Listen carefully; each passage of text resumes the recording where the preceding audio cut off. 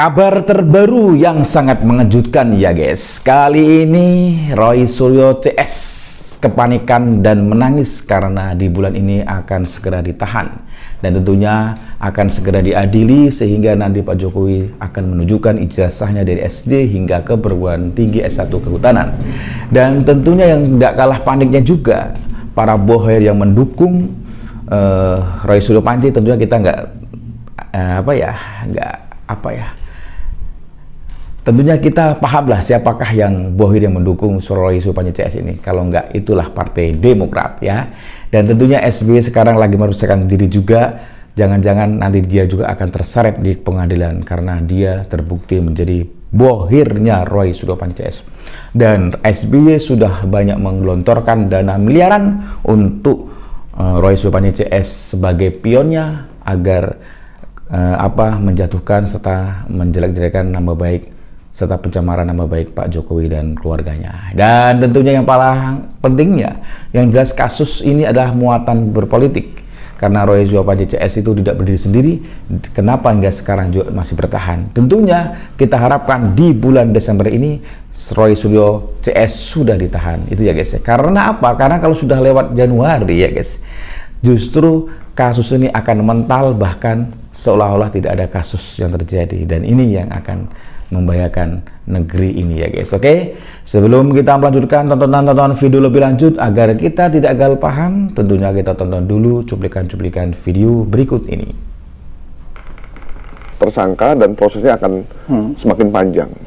Ada beberapa nama besar yang ternyata ikut serta dalam kasus ini, beberapa pengacara yang ikut ingin membantu Roy Suryo dan kawan-kawan. Ya nggak apa-apa, bagus lah.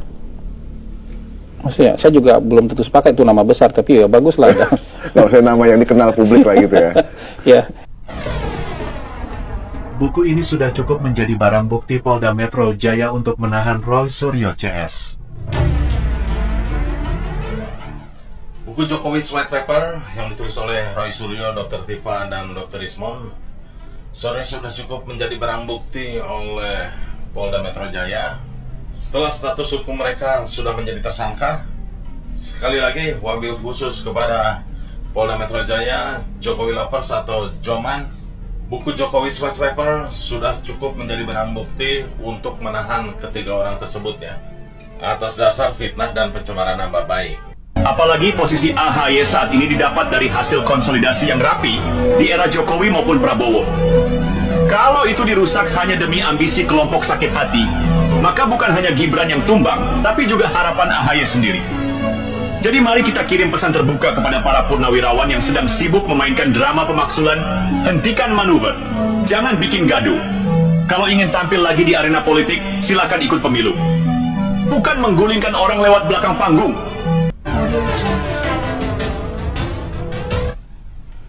Aduh, segini Pak Prabowo Subianto. Kalau kami apa Pak? Cuma kita tahu masih ada Anda. Masih ada peluang untuk bebas. Prabowo Subianto. Setiap hari harapan saya semakin tipis. Tipis Pak. Udah 9 tahun, 9 bulan begini Pak. Seolah-olah Bapak menjadi geser kaki untuk Widodo. Pak Prabowo Subianto.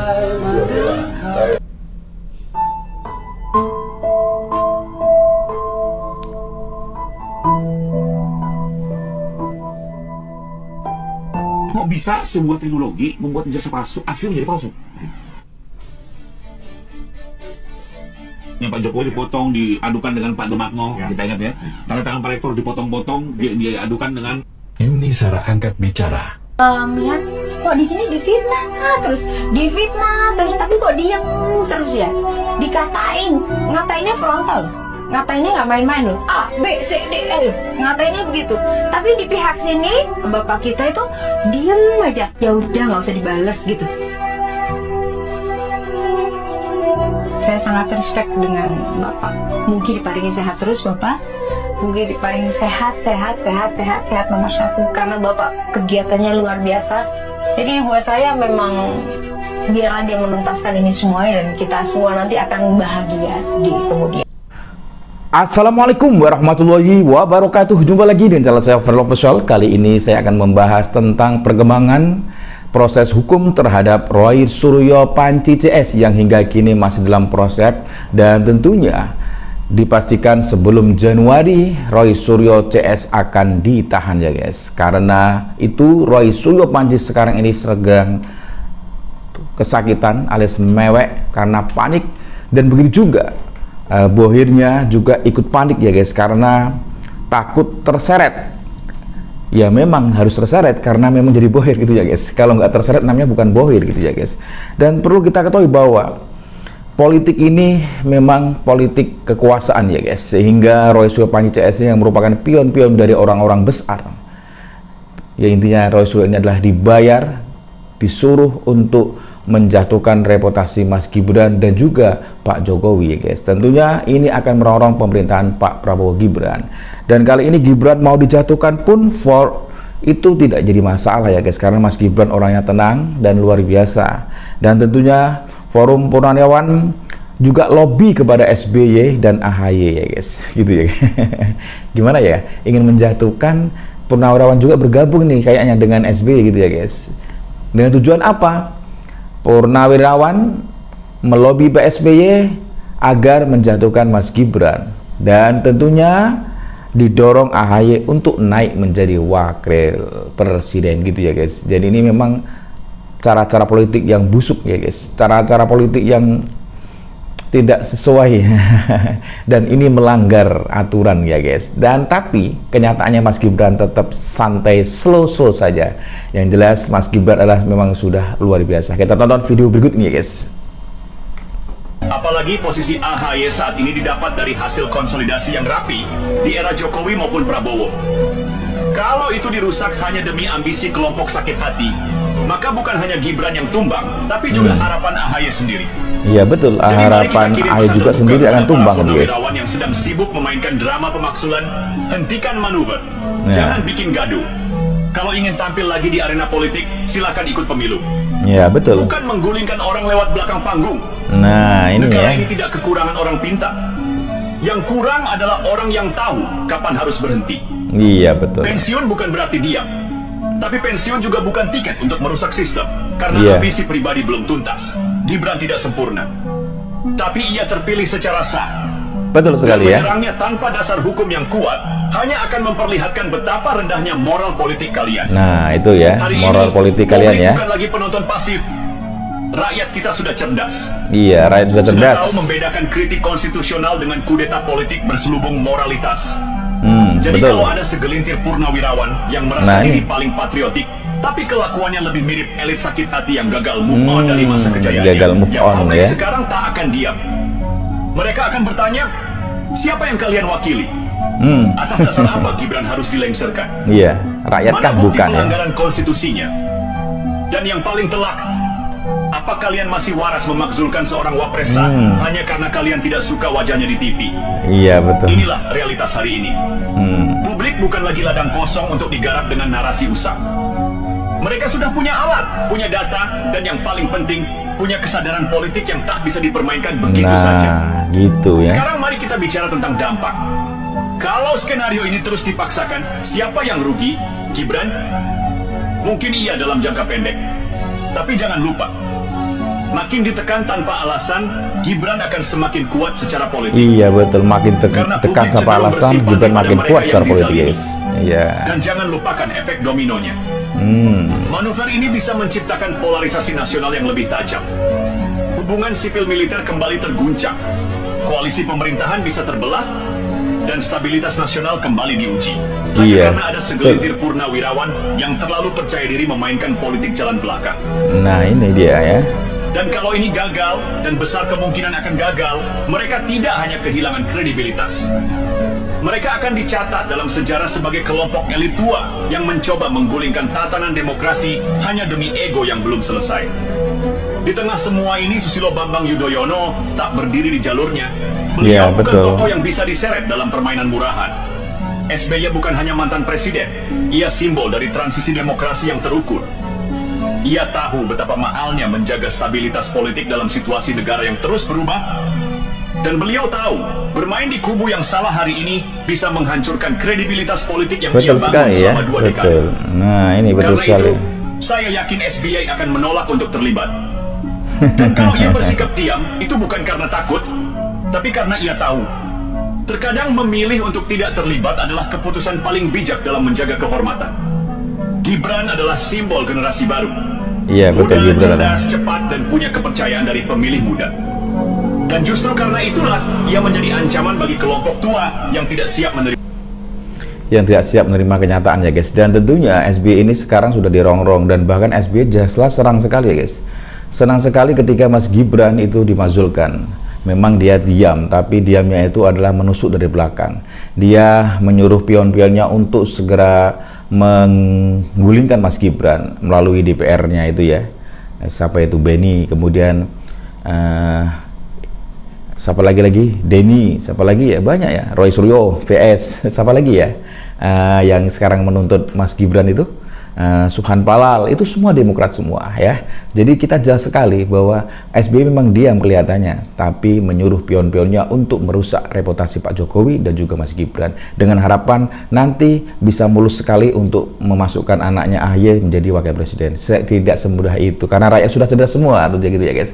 Rakyat sudah cerdas, dan tidak semudah itu juga. Karena apa? Karena SBY kita sudah tahu bahwa SBY itu dulu di eranya selama memimpin 10 tahun itu banyak juga koruptor-koruptor di dalam pemerintahannya, sehingga SBY juga ternyata bukan pendiri partai ya, sehingga anak buahnya atau yang dulunya pendiri partai sekarang membongkar itu semua kebusukan dan kelicikan SBY ketika dia merebut Partai Demokrat. Jadi bukan Demokrat itu bukan yang mendirikan SBY, tapi ada orangnya, dan inilah orangnya berbicara. Kan Demokrat jadi dinasti politiknya SBY ya guys ya. Wah, ini jangan-jangan. Lagi-lagi pendiri Demokrat ini mengungkap sisi lain SBY. SBY bergabung dengan Partai Demokrat setelah lolos verifikasi KPU dengan memasukkan almarhumah Ibu Ani Yudhoyono sebagai salah satu wakil ketua umum. Dibongkarnya guys ya. Dan hanya menyumbang uang 100 juta rupiah dalam bentuk 4 lembar travel check yang di Hotel Mirah Bogor. Pak SBY setelah mundur dari kabinet Ibu Megawati baru muncul pada acara Partai Demokrat di Hotel Kinasi di Bogor, di mana saat itu saya ketua panitianya. Nah, itu ya, jelas ya. Ini menegaskan bahwa SBY bukanlah pendiri Partai Demokrat. Pendiri partainya bilang gitu ya guys. Demi Tuhan saya bersaksi bahwa SBY tidak berkeringat sama sekali, apalagi berdarah-darah, sebagaimana pernyataannya di berbagai kesempatan. Sejatinya SBY telah melakukan pengingkaran kepada fakta sejarah gitu ya. Lahirnya Partai Demokrat. Ini baru pertama kali di Indonesia, bahkan di dunia, di mana pengurus partai politik Partai Demokrat, ya, guys, ya. bapaknya SBY ketua umum ya, guys. dan anaknya sebagai sekretaris jenderal. Jelas sekali ya guys. Dan ini ternyata baru ketahuan kedoknya, ternyata Pak SBY bukan adalah pendiri Partai Demokrat ya. Dia masuk ke dalamnya itu ketika sudah verifikasi. Luar biasa ya guys. Pinter sekali ini SBY ini ya guys ya. Dan tentunya ini adalah, kita tahu bahwa Roy Suryo selama ini membongkar ijazah Pak Jokowi, menfitnah, memframing ijazah Pak Jokowi bahwa seolah ijazah yang palsu, seolah ijazah asli menjadi palsu dan sebagainya. Ternyata ya guys, sekali ini Pak Suhadi ini membongkar motif jahatnya, dan tuduhan Roy Suryo CS tidak ilmiah dan penuh fitnah. Kita dengarkan statement dari Pak Suhadi ya guys. Roy Suryo dan kawan-kawan itu sangat reaktif melihat persoalan ini. Betul. Loh, kok saya dikenakan pasal 35, saya nggak mengedit dan sebagainya. Nah, sebetulnya dari sudut pandang hukum, kalau memang ini kajiannya kepada penelitian, kan bukan fotokopi yang diteliti. Iya. Harusnya aslinya. Aslinya dong yang diteliti. Tapi nggak ada aslinya, kenyataannya ya. Orang dia belum lihat aslinya kok. Dia udah bisa menarasikan di panggung-panggung besar iya. media yang mengatakan ini palsu. Berarti ngawur ya guys ya? Bukan penelitian namanya. Ini ada mens rea. Mens rea. Ada niat jahat. Jadi ada motif jahatnya guys ya? Ya, yang dibangun oleh Roy Suryo untuk kepentingan menjatuhkan, keberadaan Pak Jokowi jelas sekali. sebagai mantan presiden. ada unsur politiknya kan? Unsur politik jelas. Kalau misalkan dari sudut pandang hukum begitu, salah penelitian Roy Suryo CS, atau mungkin bisa dikatakan sia-sia karena memang tidak ada sumber validnya itu ijazah asli, melainkan hanya fotokopi. Kalau saya bukan salah, ngawur ya. Ya betul. Makanya kalau dikatakan bahwa ini adalah bentuk-bentuk penelitian sebagai bentuk dia membela diri, itu menurut saya tidak benar. Betul sekali ya, nggak benar ya Pak Suhadi ya. Dokumen pendukung untuk menguatkan atau menguji keabsahan daripada ijazah ini adalah perkuliahan, teman mahasiswa, iya betul, dosennya, rektornya, fakultasnya, skripsinya, kelulusannya. Ini kan harus dilihat. Tapi yang dilakukan oleh Roy Suryo memotong atau memenggal wilayah-wilayah kerja yang dikatakan penelitian tadi, langsung aja nih pada lembaran kertas yang hanya berbentuk fotokopi, dianggap palsu gitu ya guys ya. Jadi memang Roy Suryo ini adalah penelitian ngawur dan abal-abal, dan sekarang dia akan segera meringkuk 12 tahun ya guys, dan diperkirakan sebelum Januari nanti ya, di bulan Desember ini berarti ya guys, apa di akhir atau pertengahan ya jelas ya. Ya jelas ini Roy Suryo pasti akan di penjara ya guys, karena sudah terbukti sekali banyak kesalahan yang dilakukan oleh Roy Suryo CS. Fakta mengejutkan, 10 proyek SBY gagal total ya, kemudian Pak Jokowi yang disalahkan. Hari ini ya kita tahu sekali bahwa semua apa saja yang terjadi di Indonesia ini, termasuk banjir di Sumatera sana juga disalahkan Pak Jokowi, semua Pak Jokowi. Jadi fakta yang sangat mengejutkan sekali ya guys, dan ternyata kita tahu tidak bisa dipungkiri ya guys, Pak Jokowi itu loh melanjutkan proyek gagalnya SBY. Jadi proyek SBY itu yang ada 10 lebih itu ya guys ya, mangkrak semua karena banyak dikorupsi, kemudian tidak bisa dilanjutkan. Akhirnya apa, ketika ganti presiden Pak Jokowi langsung semua jadi ya. Tol yang dulu mangkrak sekarang udah hebat ya, apapun yang mangkrak, cuman Hambalang ya sekarang menjadi Candi Hambalang karena itu sebagai bentuk korupsi daripada kru-kru SBY gitu guys ya. Kita tahu ini memang Pak Jokowi tidak mau melanjutkan karena itu sudah menghabiskan anggaran yang terlalu banyak yang dikorupsi, termasuk Andi Malarangeng dan termasuk gerombolannya ini ya. Oke, jadi jelas sekali. Kita tonton dulu video berikut ini ya guys. Gila dalam 10 proyek mangkrak bos di era SBY, tapi di tangan Jokowi selesai dong. Iya. Kok sekarang ini apa-apa proyek salah Jokowi ya? Proyek ruwet beres mau bos, kecuali Hambalang yang memang jadi bancakan ya, bancakan koruptor ya. Hadi, yuk kita ulas aja biar nyonyor lan modiar sekalian. Inilah bentuk Candi Hambalang, mega proyek yang menjadi saksi bisu peninggalan koruptor Indonesia. Berdiri di lahan seluas 32 hektar, komplek Hambalang ini sejatinya akan dijadikan sebagai sekolah nasional khusus atlet dengan berbagai sarana olahraga. Namun yang terjadi, proyek itu malah dijadikan bacaan para pejabat untuk memperkaya sendiri. Mencapai 125 miliar, membentang menjadi 2,5 triliun. Guys. Proyek itu ternyata dibangun di atas tanah yang rapuh dan rawan longsor. Terbukti ada 2 gedung yang telah ambles pada tahun 2011. Namun hal itu diabaikan sejak awal. Ini jugalah yang menjadi alasan pembangunan Hambalang sulit untuk dilanjutkan. Alasan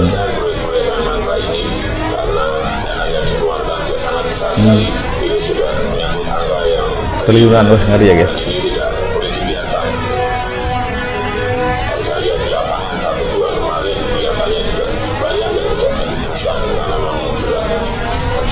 Jadi banyak anggaran yang dikorupsi ya guys, jadi bangunannya tidak kuat ya.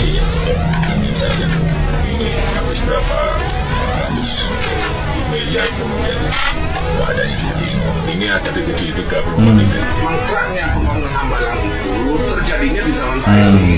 Jadi jangan sampai uang 2,5 triliun milik rakyat ini kemudian hanya menjadi candi. Iya ini ya. Kalau proyek Hambalang itu terhenti, jangan dikaitkan dengan Wah, nggak mau ngaku ya bisa. 10 proyek mangkrak era SBY yang dihidupkan kembali oleh Jokowi. Cerita para pelupa sejarah yang mendadak pura-pura rabun jarak jauh. Ada satu fenomena unik di Republik ini. Semakin banyak pekerjaan Jokowi dibereskan, semakin keras teriakan orang-orang yang dulu bahkan nggak sadar proyek itu mangkrak puluhan tahun. Ironis? Ya jelas. Tapi namanya juga netizen ngabers politik, ngegas dulu. Baca data belakangan, itu pun kalau sempat. Sementara sebagian pembenci Jokowi sibuk koar-koar Jokowi merusak negeri, mereka entah benar-benar lupa atau sengaja lempar memori ke tong sampah bahwa separuh lebih proyek raksasa yang mereka nikmati hari ini itu warisan mangkrak dari era SBY. Yang penting nyalahin soal fakta tinggal direvisi sesuai mood. 1. Gitu ya guys, jadi memang betul sekali ya guys. Jadi Pak Jokowi memang is the best ya guys. Ada puluhan proyek besar yang di era SBY dilanjutkan oleh Pak Jokowi dan semua kita rasakan, termasuk jalan tol ya guys ya. Dan kita ketahui kenapa kok alasannya Candi Ambalang tidak diselesaikan oleh Pak Jokowi, karena sudah menelan biaya anggaran yang cukup fantastis, yaitu mencapai 2,2 triliun ya guys, yang dikorupsi alias untuk bancaan di waktu itu ya guys. Ya, di bancaan di waktu SBY menjabat. Sehingga hal inilah yang mengakibatkan Pak Jokowi nggak mau melanjutkan Pak Candi Ambalang itu, yang sekarang menjadi candi yang rongsok, yang penuh dengan hantu-hantu. Itu ya guys, hantu-hantu. Mungkin almarhum jenazah sudah meninggal waktu korupsi di situ, juga sekarang jadi hantu penghuninya situ kali ya guys. Karena apa? Karena dia sudah korupsi di situ. Bayangkan 2,2 triliun dihabiskan hanya untuk bancaan para koruptor di masa pemerintahan SBY guys. Parah kan? Gitu, parah sekali. Kenapa sekarang Pak Jokowi sudah melanjutkan hal tersebut? Sekarang justru Pak Jokowi dituduh yang aneh-aneh, bahkan difitnah. Tapi Pak Jokowi tidak bergeming, dan Pak Jokowi tetap tenang orangnya. Begitu juga Mas Gibran, tetap is the best pokoknya buat saya ya guys ya. Dan tentunya kali ini ya, yang sangat heran sekali ya, apa ya, buku yang dicetak sekarang ini ya, buku yang dicetak yang judulnya apa ya, Jokowi's White Paper, itu cukup menjadi barang bukti Polda Metro Jaya untuk menahan Roy Suryo CS tepatnya. Dan tentunya di bulan-bulan ini mudah-mudahan ditahan ya guys. Kita dengarkan dan tonton video berikut ini ya guys. Buku ini sudah cukup menjadi barang bukti Polda Metro Jaya untuk menahan Roy Suryo CS.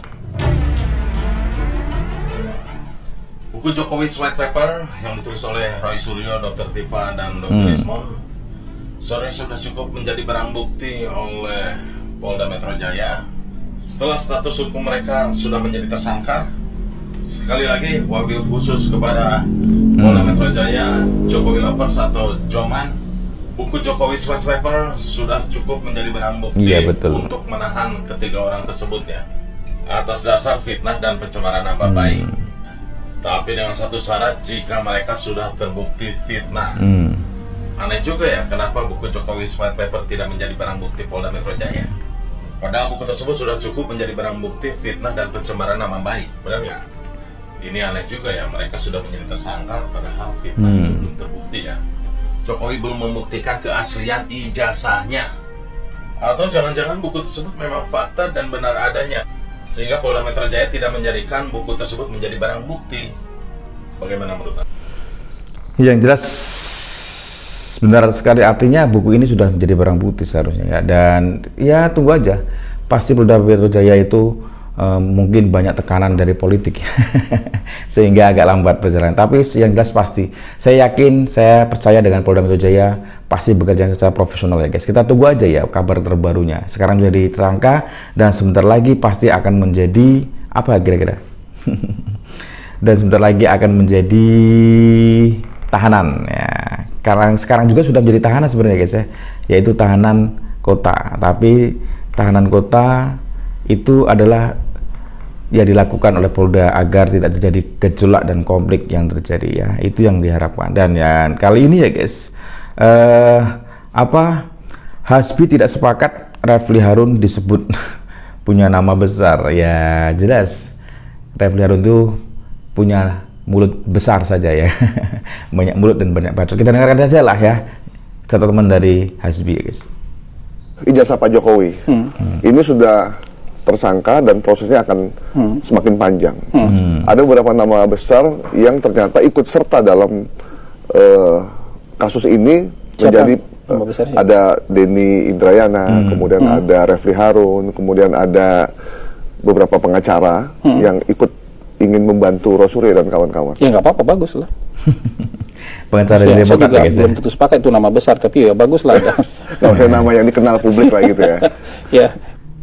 Iya, yang jelas rakyat lebih banyak memihak Pak Jokowi ya guys. Nggak perlu takut lah, pengacara dari Demokrat pun diserahkan silakan. Tapi yang jelas pengacara itu adalah pengacara yang tidak bermutu dan tidak bermoral ya. Dan kali ini ya guys, Rismon sedih sekali karena akan segera dihukum ya. Rismon sedih, hukuman 12 tahun menanti, dan tentunya si Rismon ini kayaknya berdoa agar terbebas ya guys, dan dia sedang menangis. Kita tahu ya, dari Rismon menangis ya guys.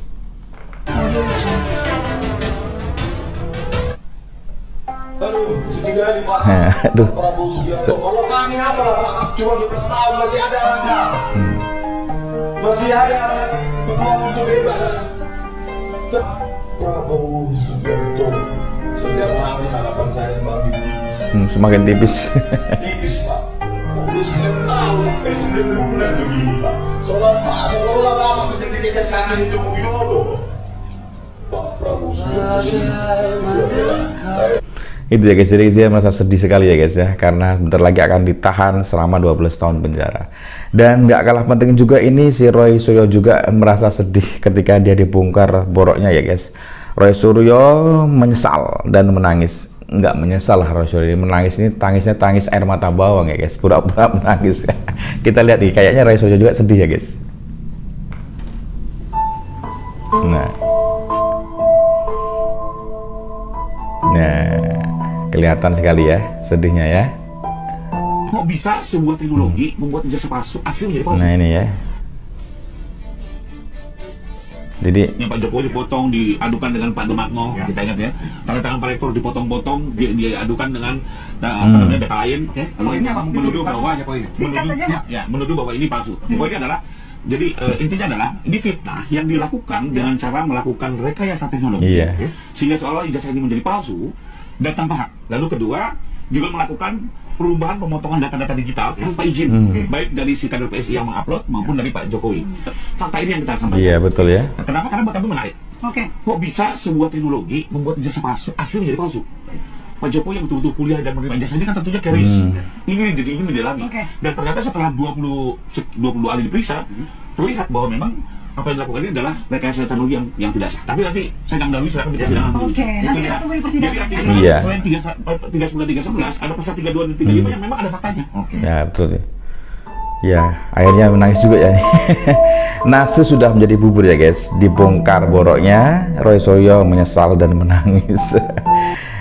Itulah ya. Jadi Roy Suryo bisa menangis ya guys. Dan apalagi si tipu ini juga bisa menangis ya guys. Sama merengek-rengek ya. Sama Tipa juga menangis, Roy Suryo juga menangis.